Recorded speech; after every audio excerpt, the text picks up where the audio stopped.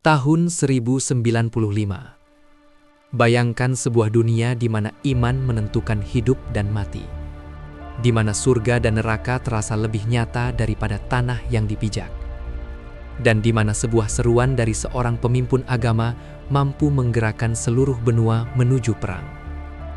Di Clermont, sebuah kota kecil di Prancis, ribuan orang berkumpul di sebuah lapangan terbuka. Para bangsawan mengenakan jubah mewah. Para ksatria berdiri dengan baju zirah. Para petani berdesakan di belakang kerumunan.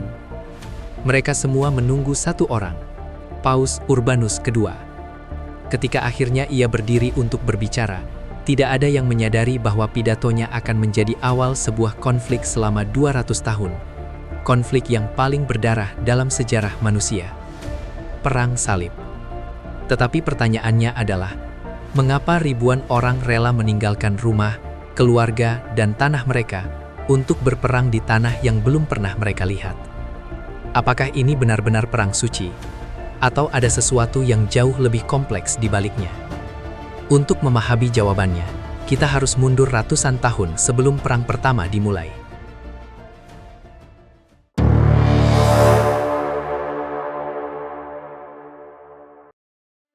Di jantung Timur Tengah, berdiri sebuah kota yang telah diperebutkan selama ribuan tahun.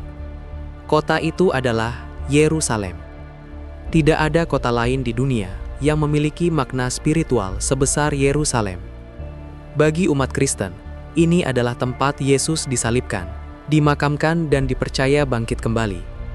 Di kota ini berdiri Church of the Holy Sepulchre, salah satu tempat paling suci dalam kekristenan. Namun bagi umat Islam, Yerusalem juga memiliki arti yang sangat penting. Di kota ini berdiri Masjid Al-Aqsa, tempat yang diyakini sebagai titik awal perjalanan malam Nabi Muhammad menuju langit. Dan bagi umat Yahudi, Yerusalem adalah kota kuno, tempat berdirinya Bait Suci yang dibangun oleh Raja Salomo. 3 agama, 1 kota. Sebuah kombinasi yang hampir selalu berujung konflik. Pada tahun 638 Masehi, Yerusalem jatuh ke tangan pasukan Muslim. Pasukan itu dipimpin oleh seorang tokoh penting dalam sejarah Islam, Umar bin Khattab.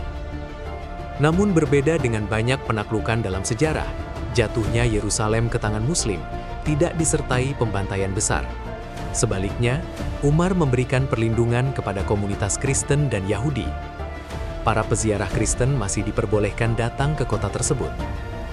Selama beberapa abad berikutnya, Yerusalem berada di bawah pemerintahan berbagai dinasti Islam, di antaranya dinasti Umayyah, dinasti Abbasiyah, dinasti Fatimiyah.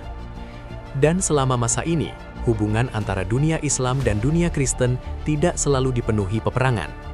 Para pedagang masih berdagang, para peziarah masih berziarah. Namun keseimbangan ini tidak akan bertahan selamanya.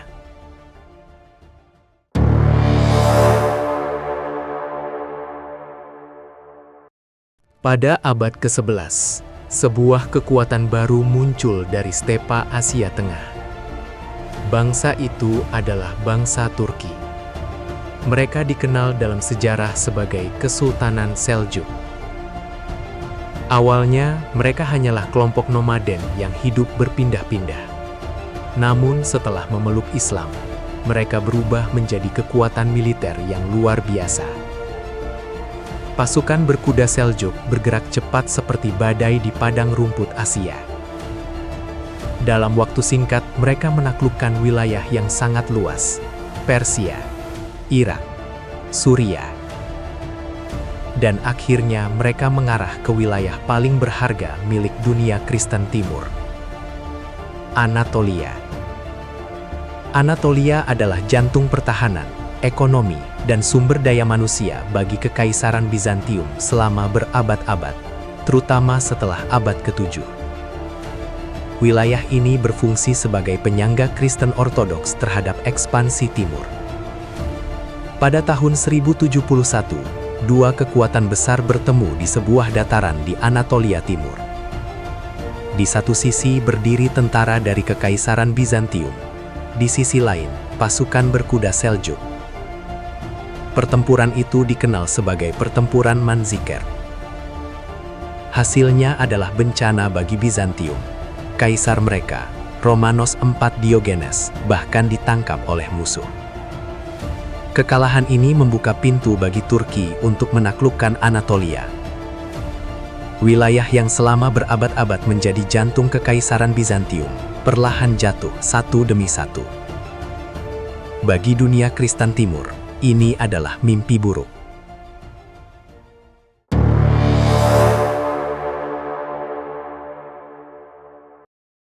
Beberapa tahun setelah bencana Manzikert, seorang kaisar baru menaiki tahta Bizantium.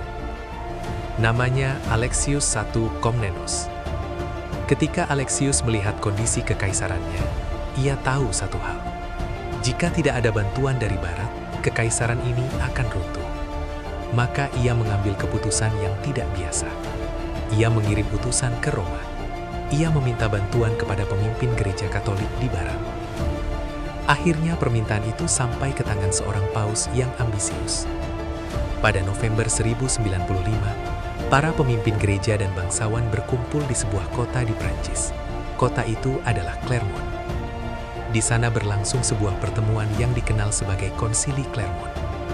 Di hadapan ribuan orang, Paus Urbanus II berdiri dan mulai berbicara. Ia menggambarkan penderitaan umat Kristen di timur. Ia menceritakan bagaimana tempat-tempat suci dihina dan para peziarah disiksa. Kemudian ia menyampaikan sebuah ajakan. Ia meminta umat Kristen Eropa untuk mengangkat senjata. Bukan untuk perang biasa, tetapi untuk perang suci.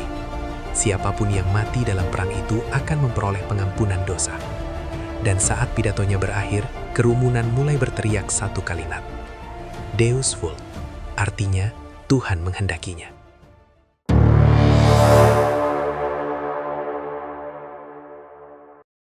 Seruan perang itu menyebar seperti api. Para pengkhotbah berkeliling dari kota ke kota. Salah satu yang paling terkenal adalah Peter the Hermit. Ia berkhotbah di desa-desa kecil, di pasar, dan di gereja-gereja.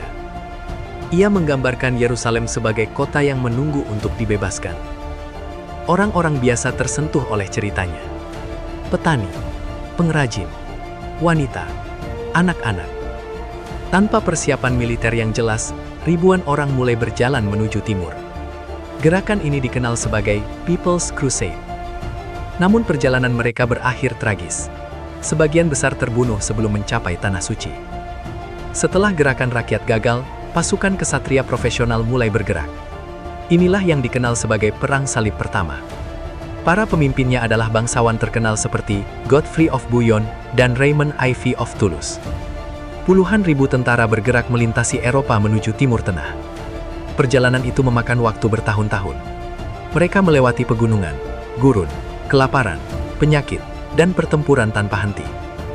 Namun pada akhirnya, mereka melihat sesuatu di kejauhan. Tembok kota yang mereka impikan selama ini. Yerusalem.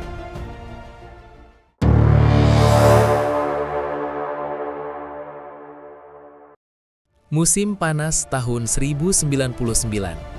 Pasukan perang salib berdiri di depan tembok Yerusalem. Beberapa di antara mereka menangis. Beberapa berdoa. Beberapa bersumpah bahwa mereka tidak akan mundur. Pertempuran dan pengepungan pun terjadi. Beberapa minggu kemudian, kota itu jatuh ke tangan pasukan salib. Apa yang terjadi setelahnya akan mengguncang dunia. Pembantaian besar terjadi di jalan-jalan Yerusalem. Perang yang dimulai sebagai misi suci berubah menjadi tragedi kemanusiaan. Dan ini hanyalah awal, karena perang salib tidak akan berakhir dalam satu pertempuran. Konflik ini akan berlangsung hampir 2 abad, dan meninggalkan luka yang masih terasa hingga hari ini.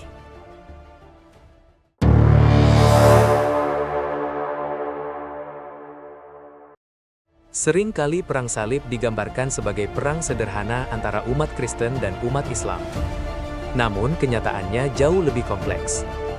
Janji pengampunan dosa dan gagasan perang suci memang membuat ribuan orang percaya bahwa mereka sedang menjalankan kehendak Tuhan. Namun di balik semangat religius itu, terdapat berbagai kepentingan lain. Secara sosial dan politik, Seruan Perang Salib juga membuka peluang bagi banyak kesatria dan bangsawan rendah di Eropa yang tidak memiliki hak waris tanah sebagai kesempatan emas untuk menaklukkan wilayah baru dan membangun kerajaan sendiri di Timur Tengah. Di sisi lain, faktor ekonomi juga berperan penting. Wilayah Timur Tengah merupakan pusat perdagangan penting dunia abad pertengahan. Kota-kota dagang seperti Venice dan Genoa melihat ekspedisi Perang Salib sebagai kesempatan untuk memperluas jaringan perdagangan mereka ke wilayah timur. Dengan demikian, Perang Salib tidak lahir dari satu penyebab tunggal. Ia merupakan hasil dari perpaduan antara semangat religius, ambisi politik, kepentingan ekonomi, dan tekanan sosial yang terjadi di Eropa pada abad ke-11. Dan ketika semua faktor ini bertemu pada satu titik sejarah, Eropa pun bergerak menuju timur, memulai konflik panjang yang dikenal sebagai Perang Salib Pertama dengan membawa nama Perang Suci.